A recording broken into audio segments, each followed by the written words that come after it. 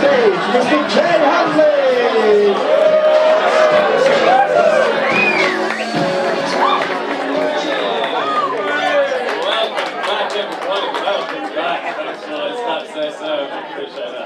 Nice one. Did you all have a nice break? Yeah! Nice break as well. Are you enjoying yourself so far? Yeah! It's been good fun, man. I'm enjoying myself. Had all sorts of things discussed already. Relationships, airport security. That was a fun one. Fucking hell.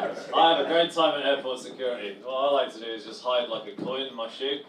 So then I set the detector off, and when they search me, I get to stand like this. And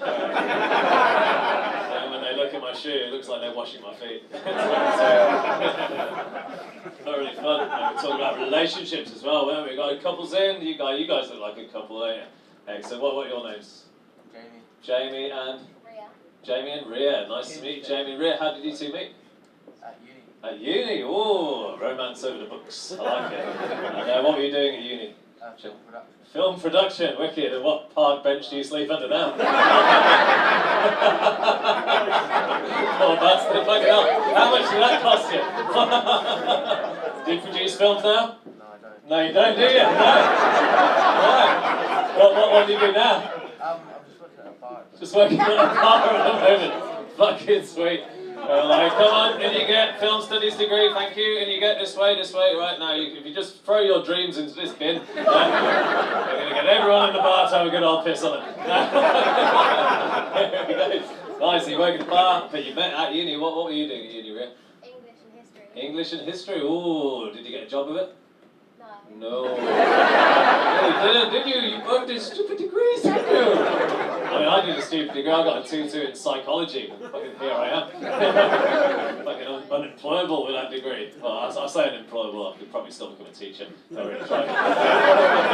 Got any teachers in? Yeah. What the fuck are you doing out at the school night, mate? What's wrong with you? You got kids to teach tomorrow. What do you teach? Biology. Biology, there you are. Biology, that's a good old thing. Do you teach sex education to children?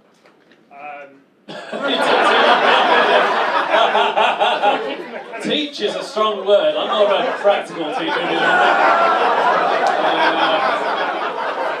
I think it's better if they learn on the job, so to speak. That's what I call my penis, the job. Anyway. Was that too much for you? I'm sorry. I was just making you cross as well. He was like, it's been so long! You can go to his class, you'll be fine. Anyway, so you guys met at university, that's nice. So you met at university. How old are you now? 21. 21. So you've only just left? Yeah. You could still be a film producer. You still got every chance. Oh my god, brilliant. So you've only just there. How long have you been together? 2 years. 2 years. And did you meet... Fuck him. What the fuck is this king all of a sudden? Oh, 2 years. Oh, you're so sweet. Oh, wonderful. 2 years. That's nice, man. So you met... Did you meet at a bar somewhere, drunk? Or... We worked together. You worked together? At uni, yeah. In a bar? Fucking hell, so you did get an education at university, didn't you? You know, like, all that bar work I did really set me up for getting more bar work. Nice. So you both worked at the same bar and you were like fucking dealing with drunk, horrible twats all the time. And you were like the only two sober people at the end of the day and you thought, fuck it. Alright, so I'm sorry, I made the assumption you might have been professional, but no. Obviously not. Wow, where are you from originally? I'm from West London. West London. He's from South London. Ah, fucking hell, West and South. It's like, what's it? Yeah. Something side story? I forgot. I can't remember. Anyway, that's nice. So you met working at a bar. You've been together 2 whole years. Oh, that's lovely, man. What do you do now? Do you work at Arsenal?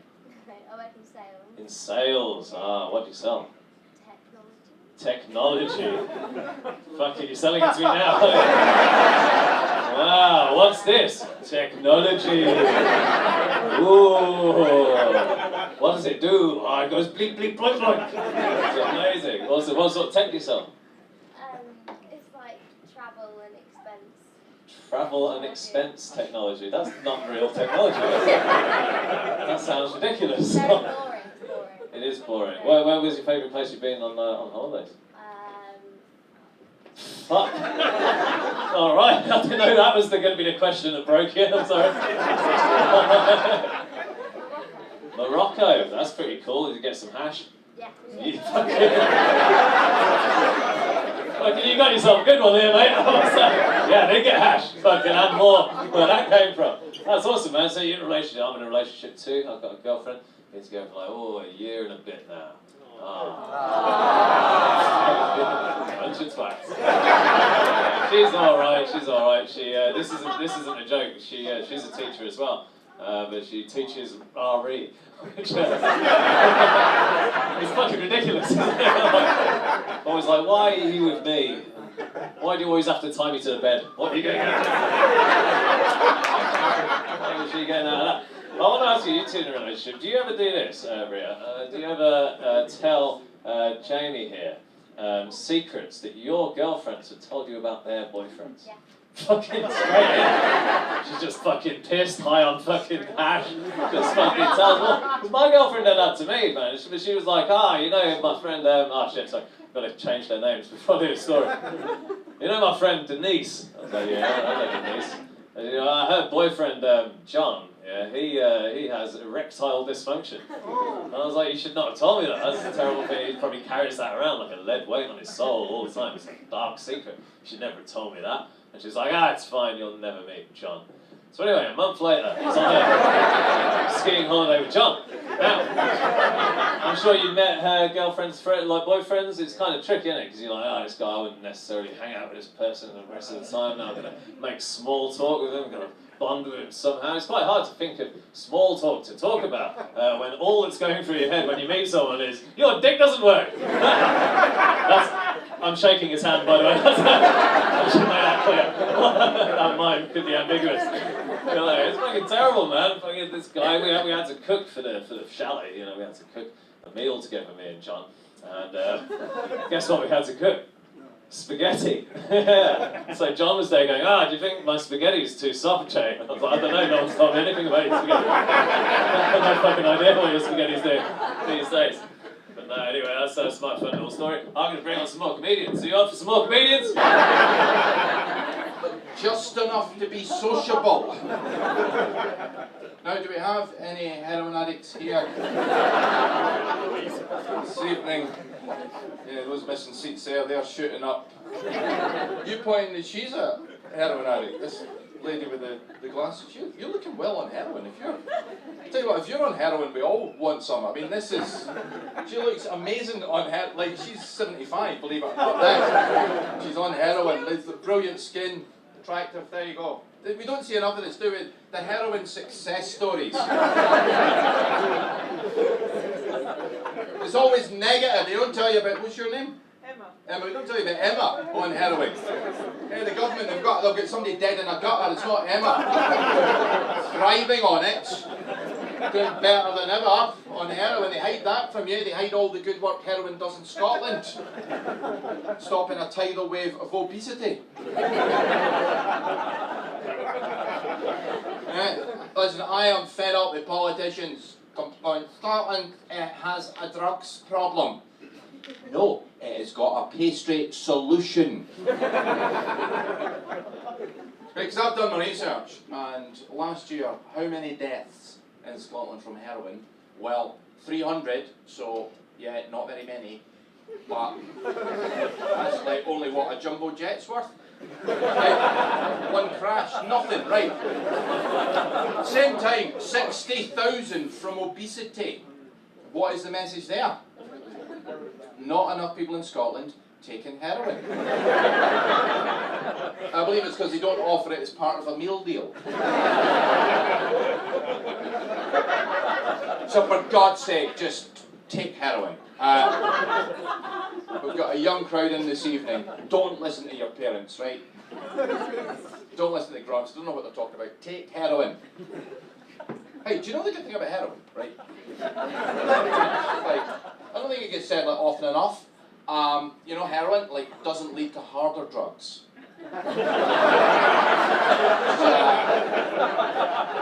Marijuana is very much a dangerous one. So that's like a gateway drug. Whereas heroin doesn't lead to anything except more heroin. So it's just flatlining. Whereas marijuana leads to bad things. Like thinking your opinion's interesting on Twitter. But boring me with your conspiracy theories. Going, "Hey man, do you know the real reason the government bans marijuana?" Yeah, I believe it was to stop this conversation. So, take heroin. I haven't tried it myself, but I hear it's very good. And you know, I'm not one of, you know those hypocrites. You get those people that went, well, in my day I did lots of drugs, but don't you do it? I'm like the opposite. I'm like, I haven't taken heroin. Check it out. It's meant to be really good. Let me know how it goes. And then you can, like, if you get on heroin, you don't need to worry about anything else, like, you know, the planet or whatever your current worry is about, you know, Extinction Rebellion or whatever. Just get on. Everything else is solved at that point. I mean, I've got my friends who are very much into the environmental cause and trying to get me to go on Extinction Rebellion, and I didn't go on it because I am an artist, okay?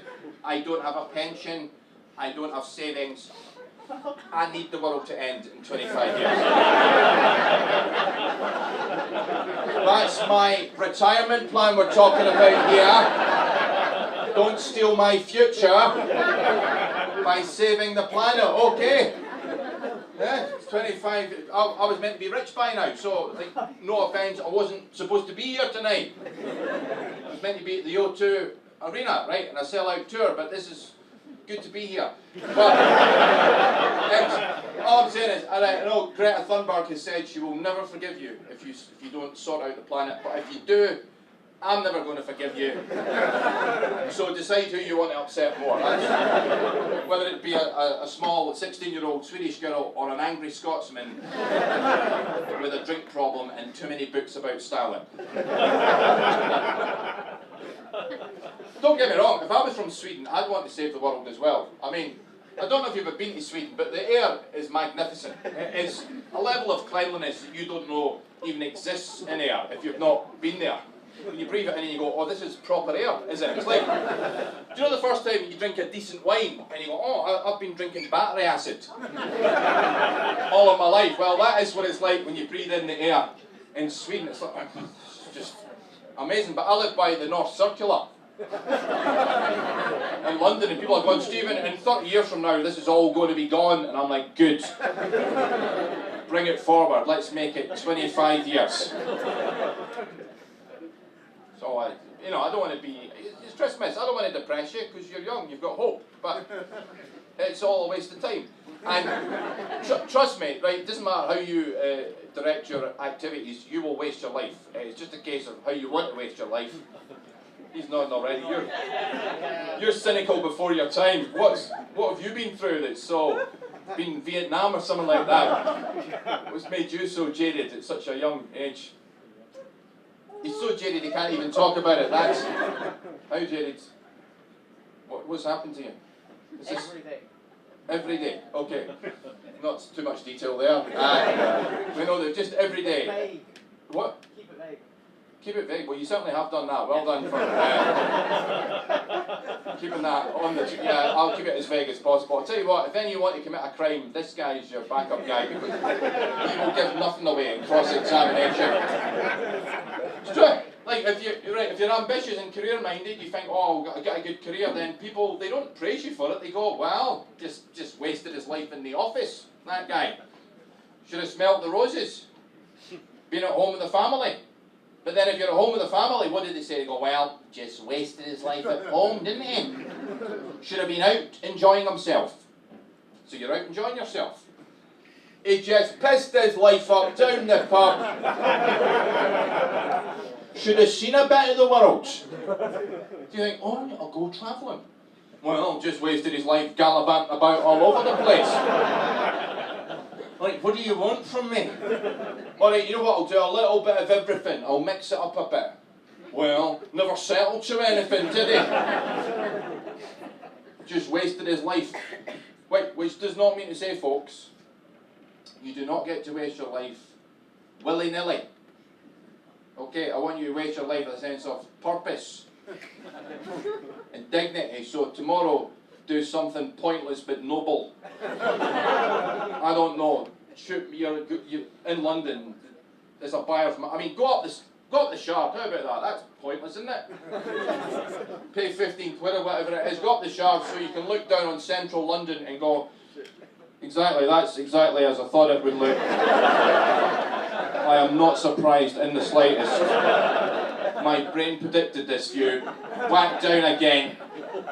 But no, I'll do it. I did, about 7 months ago, I went to watch the World Snooker Championship in Sheffield.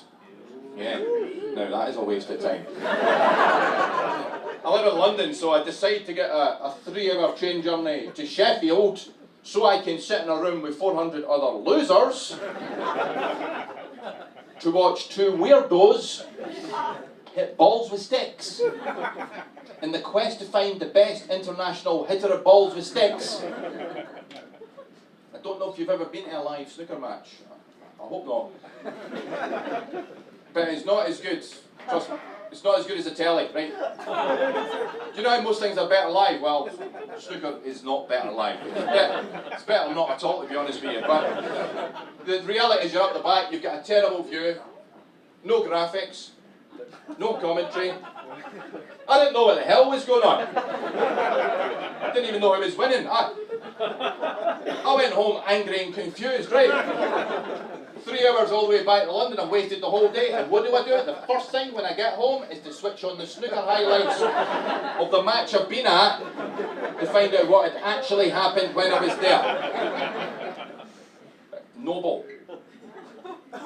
All that pointless waste of time, like, you know, judging people for no reason, which I do a lot, I'll confess that.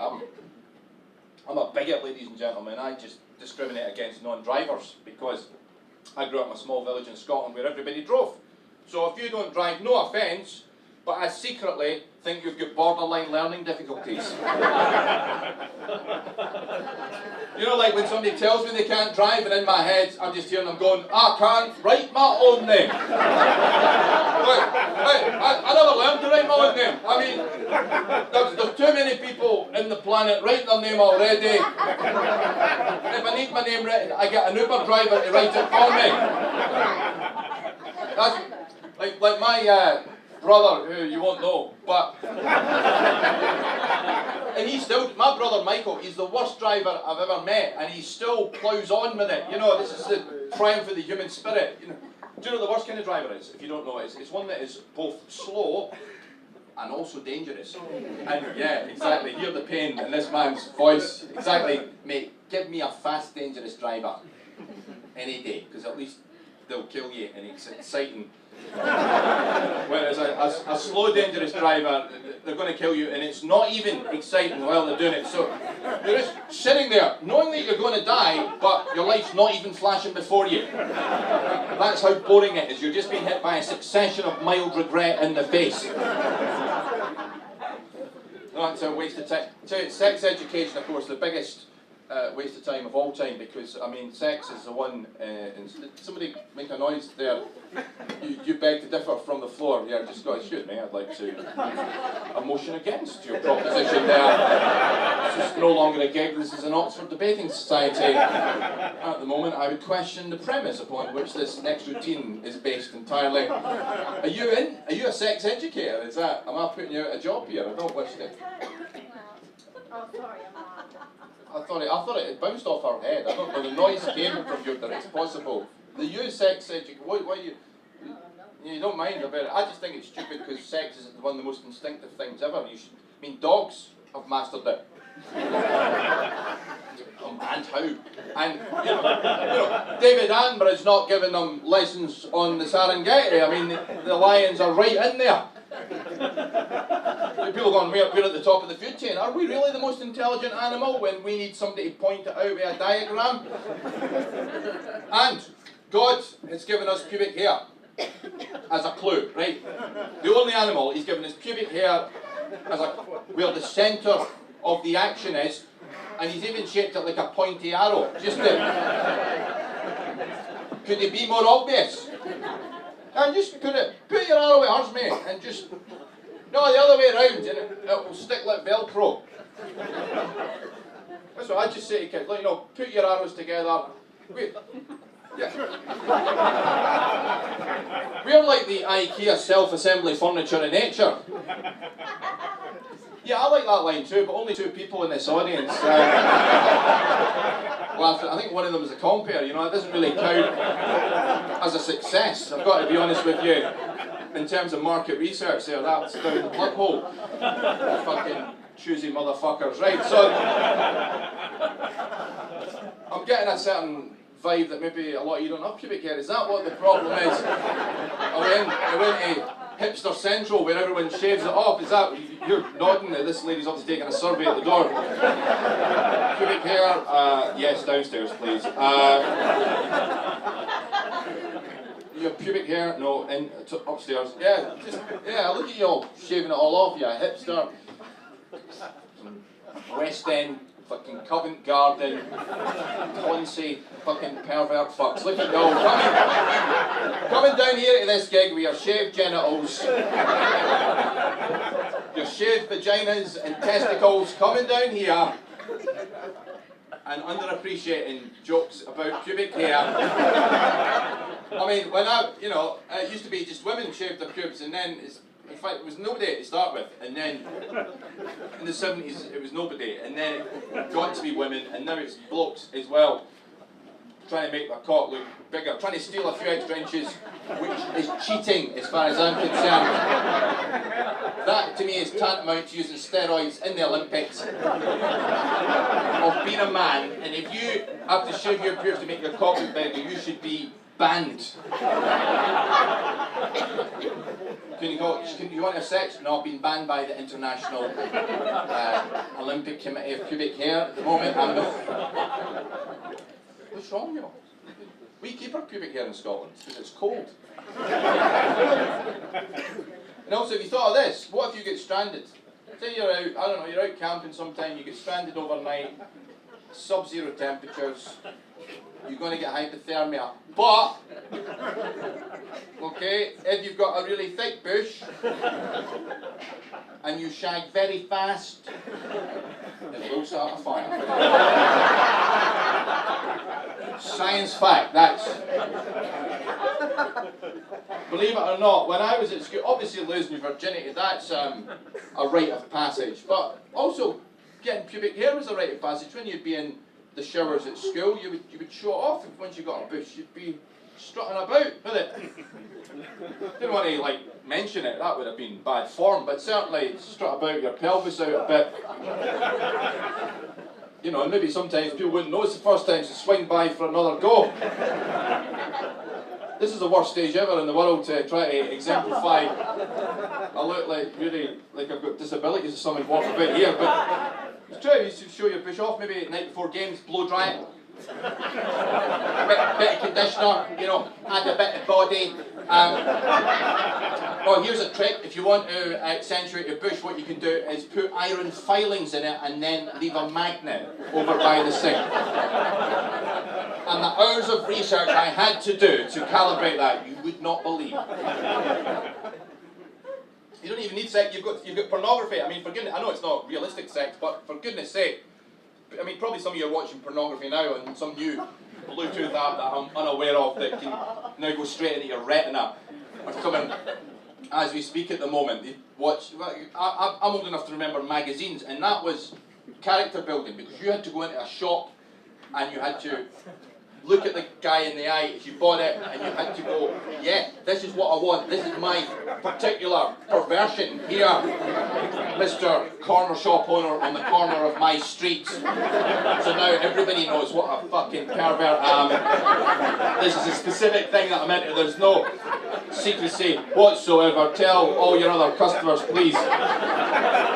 Why don't you? That took courage, took guts, and now just... It wasn't even worth it. You'd get these crap adverts at the back. You used to have these stupid, not even good adverts going things like, bored housewife, call this number.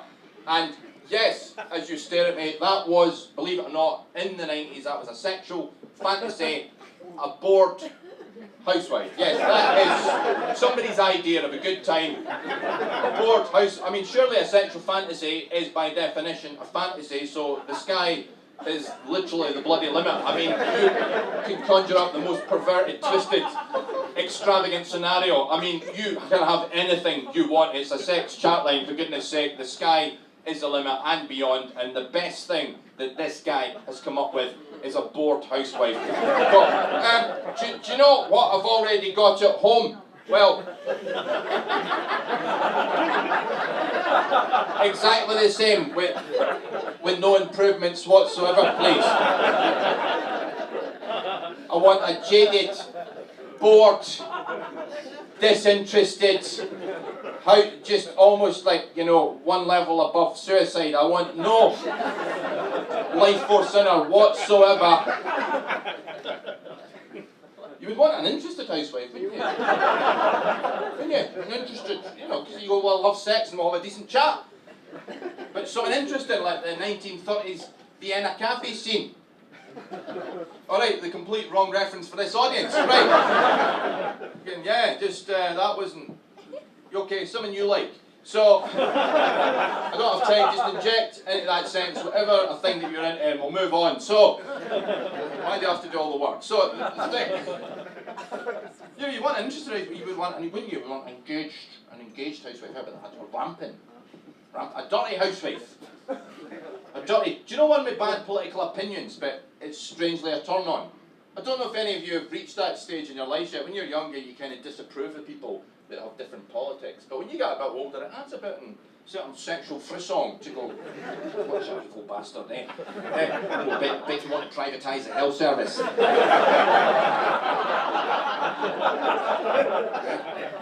bet you want to join Antarctica, you dirty bitch. So that is some of the things you could think about over Christmas.